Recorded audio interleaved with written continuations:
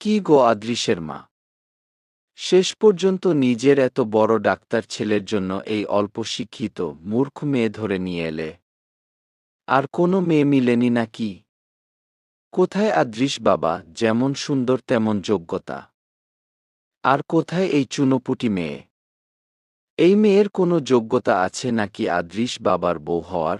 প্রতিবেশী মহিলা আয়নাকে উদ্দেশ্য করে খোঁচা দিয়ে বলল। লজ্জায় মাথা নিচু করে ফেলল আয়না। চোখ ভরে উঠল তার। নাস্তা করার পরপরই কিছু প্রতিবেশী মহিলা এসেছিল বউ দেখতে।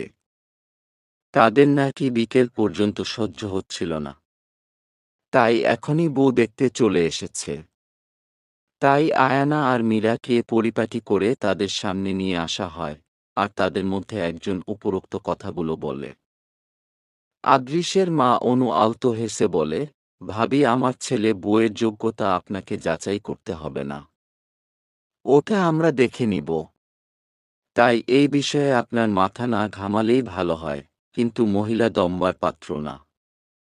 মুখ ঝামটা মেরে বলল, মাথা ঘামাবো না কেন ভাবি?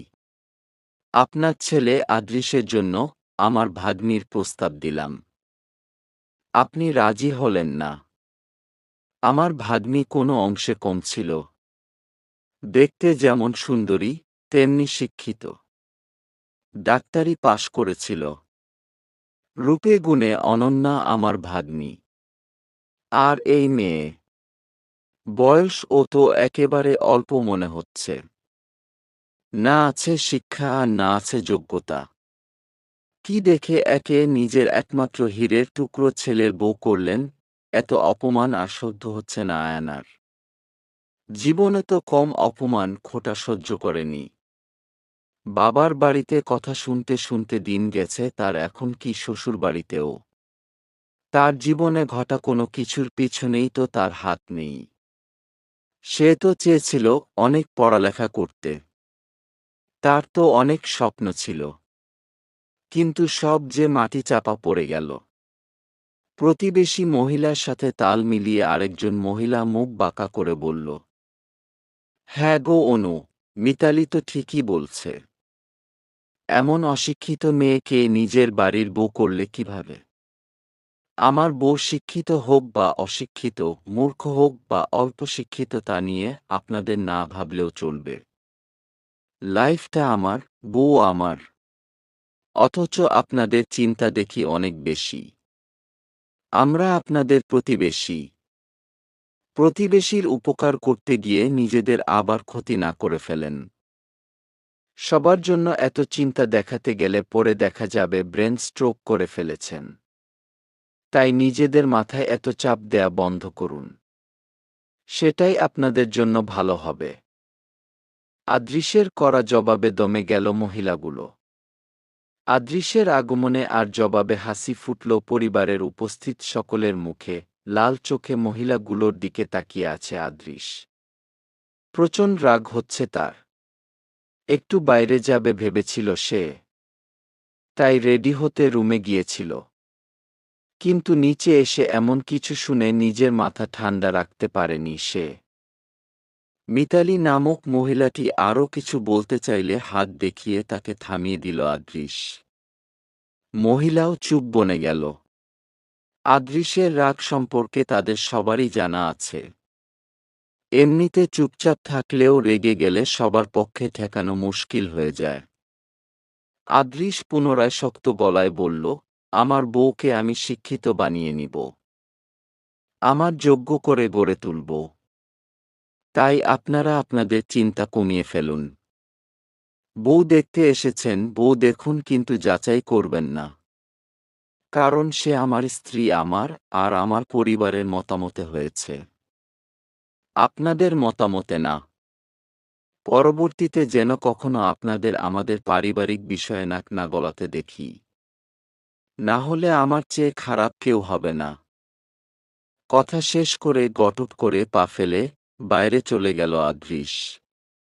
আদৃশের বলা কথায় মুখ কালো হয়ে গেল মহিলাগুলোর। তারাও বেরিয়ে গেল বাড়ি থেকে। মহিলাগুলো যেতেই আনিকা লাফিয়ে উঠে বলল, বাহ, ব্রত আজকে ফাটিয়ে দিয়েছে। সেই জবাব দিয়েছে। মহিলাগুলোর মুখ একেবারে বন্ধ হয়ে গেল। এক একটা শাকচুন্নি মার্কা মহিলা। আমার তো ইচ্ছা করছিল তাদের চুলগুলো টেনে টেনে ছিঁড়ি। আসছে নিজের ভাগ্নি নিয়ে। তার ভাগ্নি কেমন পেতনি মার্কা আমরা জানি না ভেবেছে। বাপের টাকায় প্রাইভেট পড়াশোনা করেছে। সে নাকি আবার মেধাবী। ছোট ছোট কাপড় পরে দুনিয়ার আটা ময়দা মুখে লেপে থাকে। সে নাকি আবার সুন্দরী। হুঁ। আনিকার এক্সপ্রেশন আর বলার ধরনে হেসে ফেলল সবাই।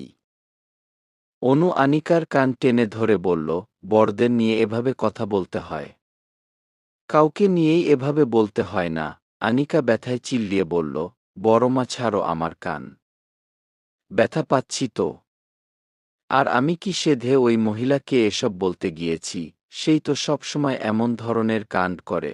অনু কান ছেড়ে দিয়ে গালে হালকা চাপড় দিয়ে বলল, তাও এভাবে বলবি না। বুঝেছিস? আনিকা গাল ডলতে ডলতে মাথা নাড়াল। আয়না অনু আর আনিকার কাণ্ডে হেসে ফেলল।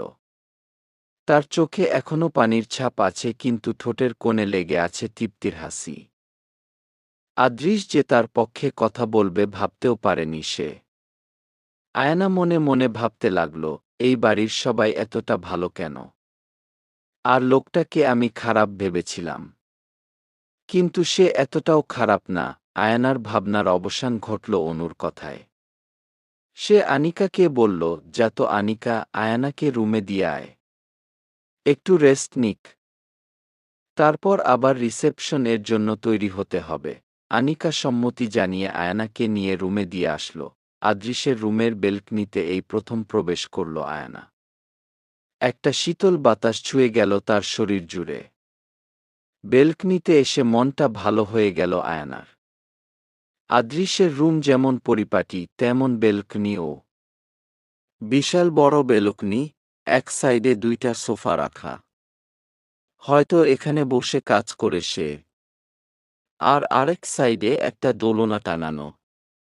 সামনে অনেকগুলো গাছ সাজানো। ফুল গাছ হয়তো। কিছু কিছু গাছে কলি এসেছে। শীঘ্রই হয়তো ফুল ফুটবে। আয়না দোলনায় গিয়ে বসে পড়ল। তাকে রেস্ট নিতে বলা হয়েছিল। কিন্তু অনেকক্ষণ একাত ওকাত করেও তার ঘুম আসল না। তাই বেলকনিতে চলে এসেছে। দোলনায় বসে শীতল বাতাস উপভোগ করতে লাগল সে। কিন্তু আয়নার শান্তি বোধহয় সহ্য হল না আদৃশের। পিছন থেকে এসে বলল, এই মেয়ে শোনো। হঠাৎ করে আদৃশের আওয়াজে ভয়ে দাঁড়িয়ে গেল আয়না। মনে মনে বলতে লাগল, দোলনায় বসার জন্য বকা দিবে নাকি? আয়নার ধারণাকে ভুল প্রমাণিত করে আদৃশ বলল, পড়াশোনা কতদূর জানো? মানে বলতে চাচ্ছি কোনো ক্লাসে পড়ো তুমি? আয়না অবাক হল পড়াশোনার কথা জিজ্ঞেস করায়। মাথা নিচু রেখে নিম্ন স্বরে জবাব দিল, এবার এইচএসসি দিয়েছি। আদৃশ আয়নার কাছাকাছি এসে দাঁড়াল। শান্ত কণ্ঠে ফের জানতে চাইল, ভবিষ্যতে কি হওয়ার ইচ্ছা আছে? কি নিয়ে পড়াশোনা করতে চাও? আয়না দীর্ঘশ্বাস ফেলে বলল, ডাক্তার হওয়ার ইচ্ছা আছে। কিন্তু আদৃশ কপাল কুঁচকে বলল, আমাদের প্রত্যেকের জীবনেই নির্দিষ্ট একটা লক্ষ্য থাকে। সেই লক্ষ্য পূরণের মাঝে কোনো কিন্তু রাখা উচিত না। তাহলে কখনোই সেই লক্ষ্য পূরণ হবে না। চাই প্রবল ইচ্ছাশক্তি। এমন একটা কনফিডেন্স থাকা দরকার। আমার জীবনে যতই ঝড় তুফান আসুক না কেন, আমি আমার লক্ষ্যে স্থির থাকব, তাহলেই সফলতা আসবে। আদৃশের কথাগুলো শুনে মুগ্ধ হল আয়না।